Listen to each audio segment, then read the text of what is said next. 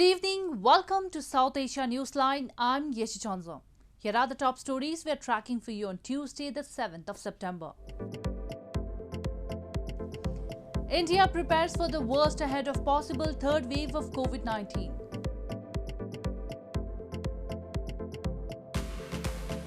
Taliban fires shots to disperse crowds at anti-Pakistan protest in Kabul.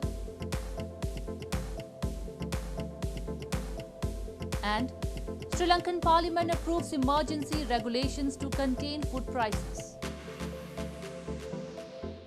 And now for all the details. Hospital authorities have said they are prepared for the worst as India braces for another possible surge in COVID-19 infections during the upcoming festival season. India has nationwide added many more hospital beds in the past few months and imported more than 100 oxygen carriers to raise the total to about 1,250. As India braces for another possible surge in COVID-19 infections around its September to November festival season, hospital authorities have expressed they are prepared for the worst. Officials of New Delhi's premier Sir Gangaram Hospital said they are raising the hospital's oxygen storage capacity by 50%, learning from bitter experiences during the second COVID wave when hospitals across the Indian capital ran short of oxygen.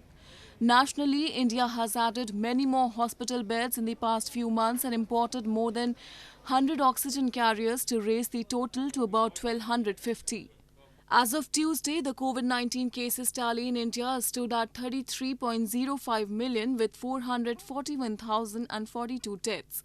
The country's Health Minister Mansukh Mandavia on Tuesday informed India has reached another milestone by administering over 700 million vaccine doses so far. Oh no, we are totally ready to face third wave. If it comes to the extent, let us say, of second wave, even with little more than that. We are totally. Our man force is totally experienced. Our physical structure is totally available. All but we require oxygen, and I told you that as far as my judgment is concerned, liquid medical oxygen will be in adequate supply. Meanwhile, India's Kerala is on high alert after the death of a 12-year-old boy due to the deadly brain-damaging Nipah virus, which has resurfaced amid concerns over a rapid surge in coronavirus cases in the southern state in recent weeks. Kerala's Health Minister Veena George said authorities have identified and isolated 251 people who came in contact with the victim.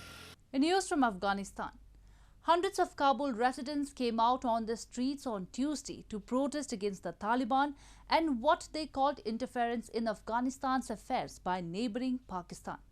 Taliban fired shots into the air to disperse the crowds at the protest that came as Pakistan's spy chief Lieutenant General Faiz Hameed flew into Kabul last week.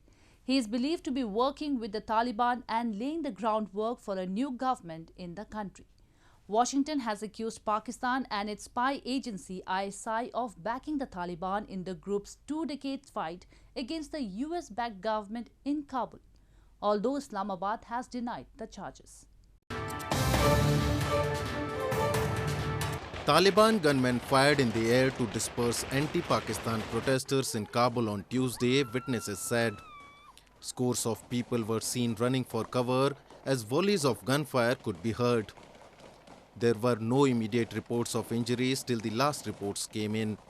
Hundreds of men and women took to streets shouting slogans such as "Long live the resistance" in support of National Resistance Front of Afghanistan led by Ahmed and "Death to Pakistan" against the Taliban and what they called interference in Afghanistan's affairs by neighbouring Pakistan.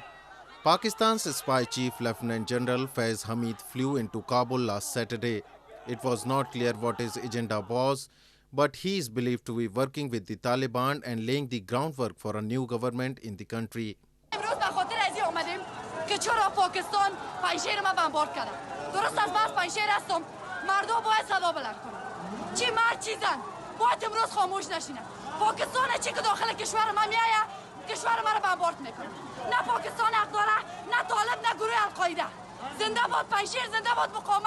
Ahmed Masood, in an audio message posted on Facebook earlier, said Pakistan was involved in attacking Afghans in Panjshir as they put up a fight against the Taliban since they took over Kabul on August 15.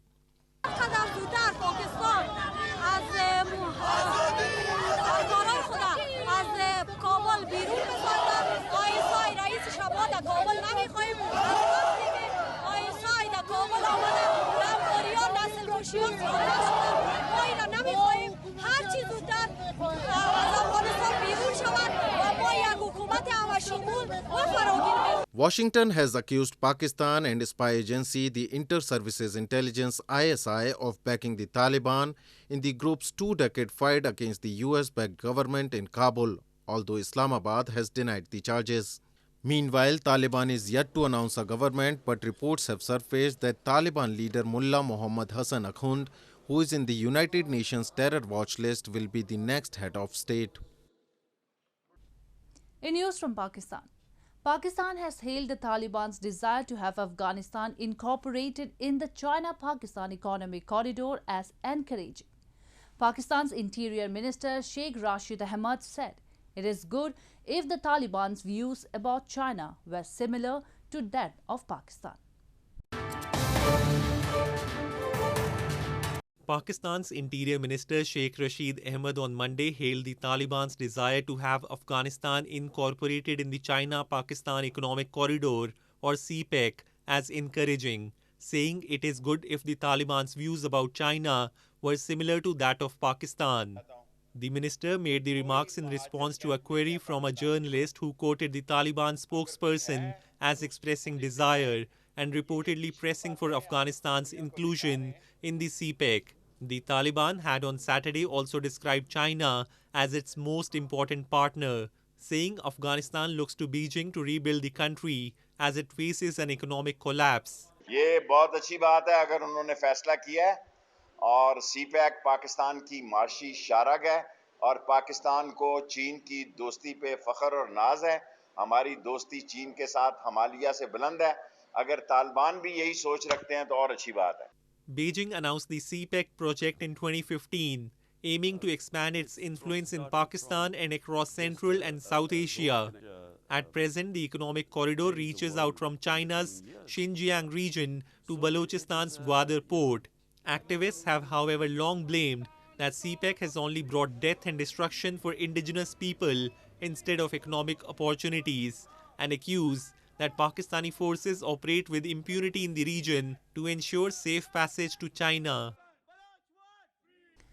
Moving on, lawyers in Gilgit Baltistan have raised concern over the delay by the government to fill the vacant positions of judges in the illegally occupied region, which they said has been affecting the whole legal system. They have extended boycott of all court proceedings until September 15 to pressurize the government to address their issues.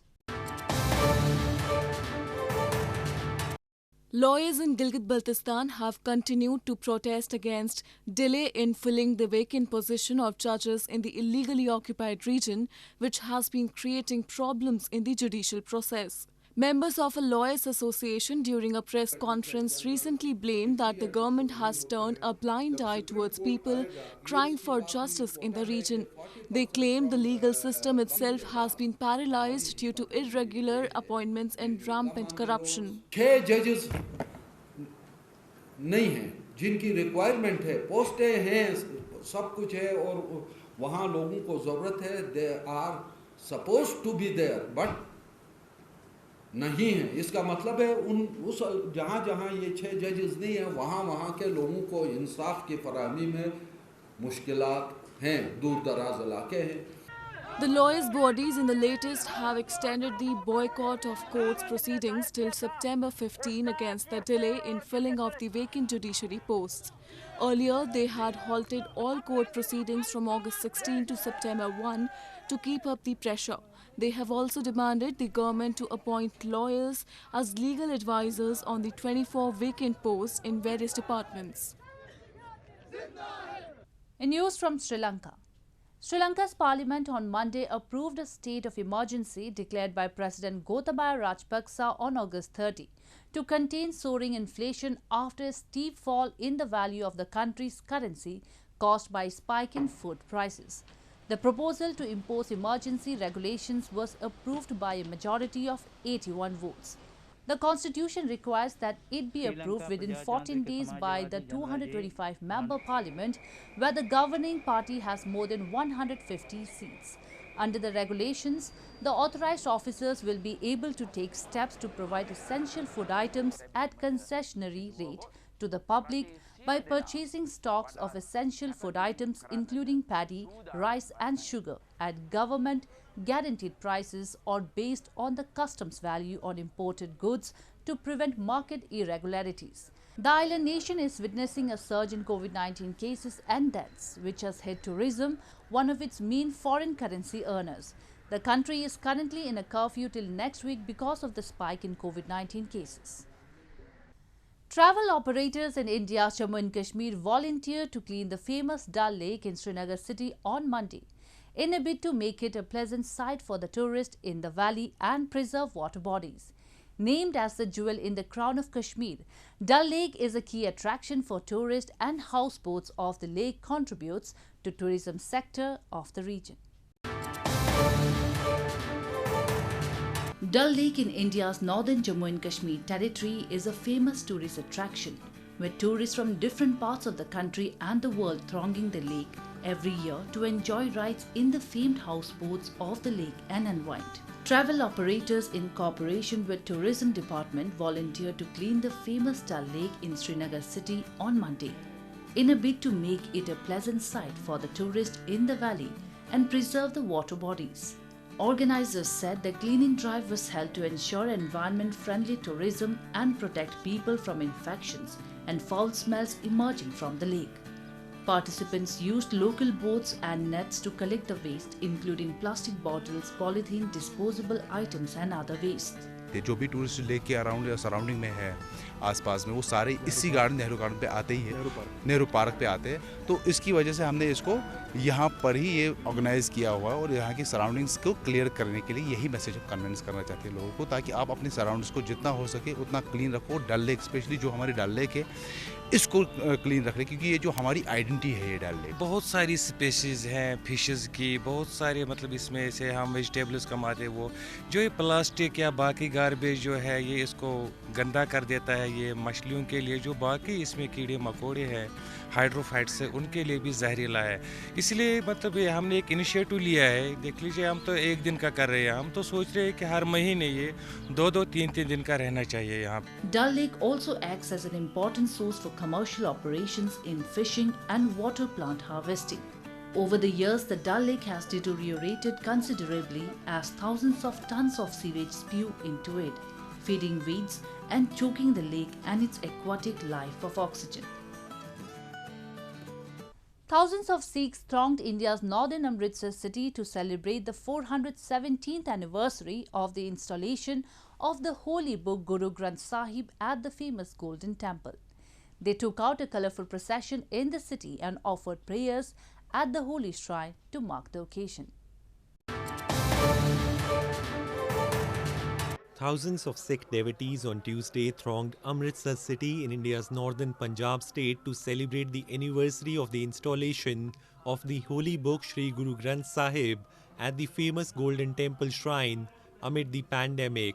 On the occasion called Prakash Parv, devotees carried the holy book in a palanquin from Gurdwara Ramsar in the city to the Golden Temple in a colourful religious procession. The massive project to compile Guru Granth Sahib, which has hymns from some of the 10 Sikh Gurus, was undertaken by the 5th Guru of the Sikhs, Guru Arjan Dev. The text is regarded by the Sikhs as the living embodiment of their 10 leaders and is pivotal in worship and Sikhism.